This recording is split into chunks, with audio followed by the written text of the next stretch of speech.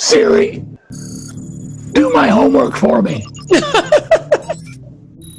So kids have this, we have generations now, children, who are so used to being satisfied in, and science sometimes takes a lot of hard, repetitive work and thought and considered planning.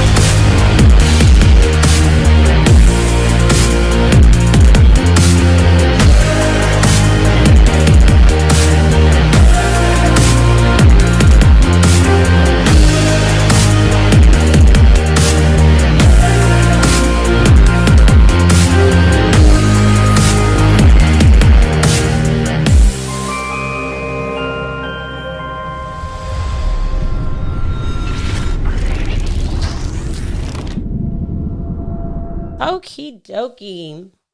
Hello, you guys. I am so excited. I've been looking forward to this particular episode.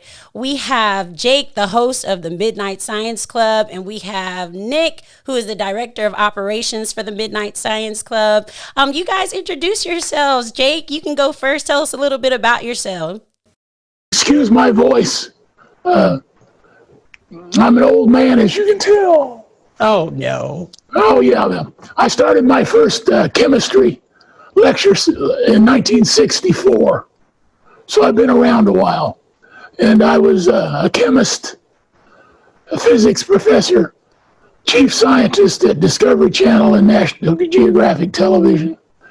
And somewhere in that mix, I inherited the title of Wizard 4 from the Royal Institution of Great Britain in London.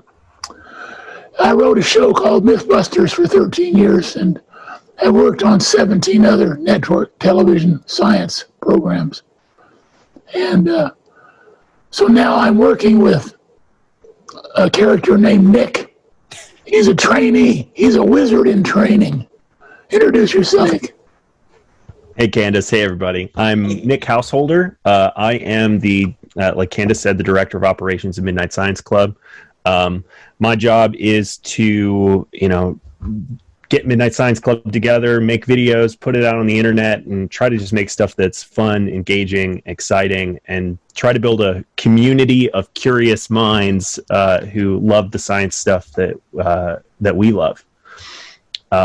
Jake and I have a little bit of a similar background. I also was involved in science television for a little while. I co-hosted a science show on the Science Channel for a couple of years. And also I get involved with designing and building large-scale science demonstrations. So I love making big things that go boom. And I think that combined passion that we have and everybody else on the Midnight Science Club team about making science that's fun and engaging is what carries through on everything that Midnight Science Club does. And I absolutely love that. That's why we wanted to invite you guys to have your own episode to go deeper into that engagement. I mean, you guys have perfected that engagement for the K through 12 audiences, and really even beyond the collegiate level, at the collegiate level, and adults. You know, all audiences can come and view you all science. I think I saw on your website, it's called Wizardly Science Demos. I love that. We can just come and see, enjoy, and learn. You know, that's so important. And that's what I would love to discuss today. We'll go through sort of what it is that you all do at the Midnight Science Club and your engagement and really trying to engage students in STEM. So why do you guys think it's important to introduce younger audiences to STEM education, Jake? Well, after decades of science, learning, research, and all around the planet, it has come to our collective knowledge that there are three critical times in a student's life relating to STEM learning: when they're in the 4th grade, the 8th grade, and the junior in high school. That's called their trending points, where they make very important decisions about their career, their lifestyle, what they like.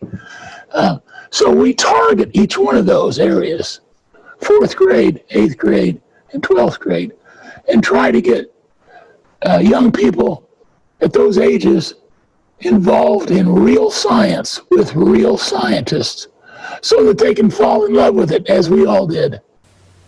I love that. That's excellent. And let's go even a little deeper. Can you tell us a little bit more about how specifically the Midnight Science Club does that? You can talk about each level individually or as a whole. Well, we have a group of scientists who are Nobel Prize winners as our advisory council. And one of the things we always ask them when they come on is, do you remember what you did as a child that got you interested in science? I mean, what did you do? How did you do it? It turns out that no living Nobel Prize winner in science studied science in elementary school, or even middle school for that matter. A few of them did. Most of them waited till high school. And I said, well, what did you do to get so smart? They did two things. They learned to play a musical instrument, and they learned a set of thinking skills that all scientists use around the planet. So we have identified those skills, and our goal is to introduce young people to those skills and let them master them. It's almost like we have a karate dojo where we practice those skills, but we practice science thinking skills so that it doesn't matter what field of science the kid goes into, if at all, because every scientist on the planet uses the same skills. And we practice those and become expert with those. And we don't necessarily study chemistry or physics, but we study the skills that all physicists and chemists use in their work. And we have a good time too. Yes, every time I watch one of your demos, I'm definitely having a great time. And I see Say that again, Jake. No, yeah, it has to put a smile on your face and in your heart and in your mind. All three have to be smiling, and then we know we've got it. You know you've got it. And I love that you're talking about these science skills because, you know, if you're wanting to, like you said, the goal, if we're wanting to grab the attention of these students and engage them, it's important that, yes, each science demo will be different, but having those same skills and repetitively showing them those skills where the students, they're having so much fun, they don't even realize that they're actively learning these skills. It's just becoming innate to them. It's just becoming something. You ever see the movie The Karate Kid? Yes. Yeah, wax on, wax off. Exactly. Paint the fence. That's what we do essentially. Yes. And then finally, the kids they can estimate things. They can predict. They can do research, keep good notes. They do all the skills, and they pick them up along the way, so that when they come to a class or a scientific career, man, they can just sit right down at the piano and start playing. Yes. You know. I can imagine in this process, you guys encounter, you know, a couple challenges. What would you say those barriers are in engaging young people in STEM? And then how do you all overcome those challenges? Well, there's one stinker that our children today suffer from a rare condition called hurry sickness. For generations, we've tried to make things faster, quicker. Just getting a cheeseburger at McDonald's, drive up, order here, pay here, pick up there, get that cheeseburger and get on out. You know, everything's fast. Get your computer faster, drive faster on the highway, overnight delivery, popcorn, shake it up. Everything's fast. Instant results.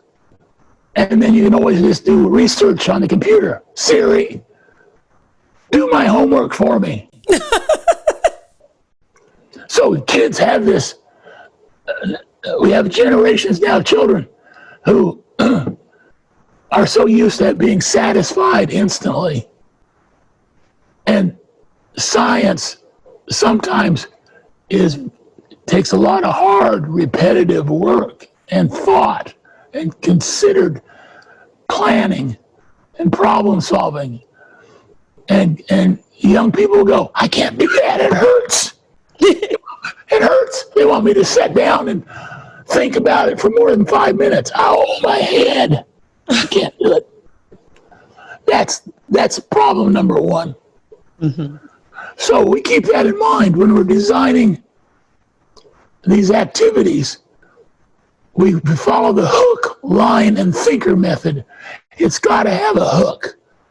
So when a kid sees it, they go, oh my gosh, I got to do that right now. Oh, did you see that? I want to do that. That's the hook. And then we give them a little bit of line, which is an explanation of what it was. Not a lot, just a little bit. And then the thinker, hook, line, and thinker. The thinker is a science process skill that they practice while they're doing that activity, and they don't even know it. You know, you can tell a kid will say, I don't like to run. I don't like running, but I like to play basketball. So you get them playing basketball. How much running do they do? Yeah. You know, 20 miles. Mm-hmm. So that's what we do. That's excellent. Thank you guys so much for sitting down and talking with me about the importance of engaging these young minds. You all said some really major points. 4th grade, 8th grade, and juniors in high schools. Those are the 3 major moments that students are thinking to themselves, hey, that's when they're most impressionable. And that's when that's your focus. That's the focus audience for teachers, adults to really get in there and influence these younger generation. And then also, I love that we discussed the instant satisfaction that the students, that younger generation is used to, but it's important to get them to understand that science sometimes takes a little bit longer. And I love that you all are using the hook, line, and thinker method to sort of combat that challenge and really get these students to take the time, learn STEM, love STEM, enjoy STEM. So we're just going to take a quick little break and we'll be right back.